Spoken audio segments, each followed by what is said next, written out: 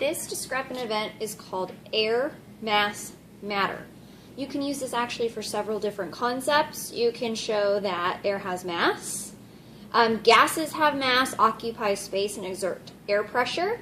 And you can also use this for inertia to show that the tendency of a body at rest will stay at rest until acted upon by an unbalanced force.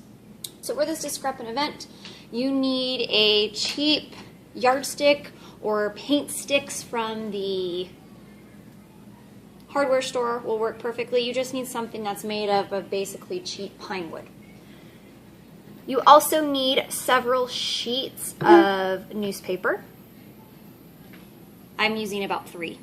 So what you're going to do is you are going to place your meter stick about 10 centimeters off of the edge of the table.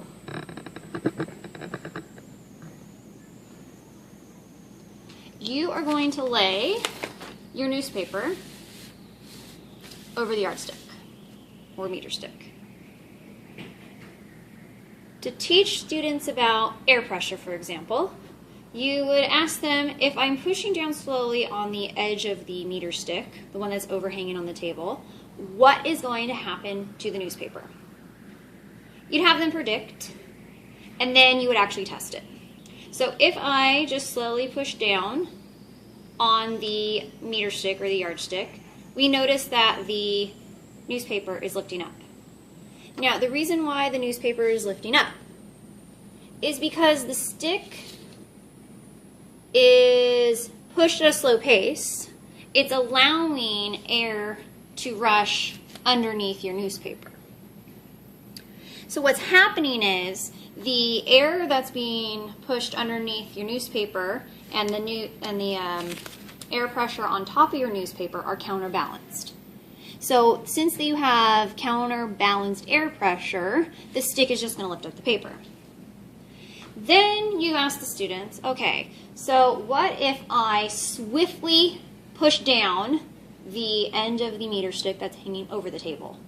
What will they see happening? So you have them make predictions. Once you have them make predictions, you actually then test and show them what's going to happen. Now you have to hit the stick very swiftly in order for this to work.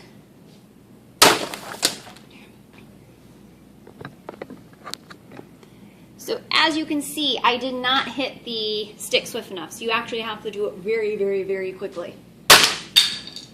Now you can see that when I did that, I actually broke off the end of the piece of the meter stick. So then you ask the students, well, how can I break the end of the meter stick when it's overhanging off the table and I used a swift motion?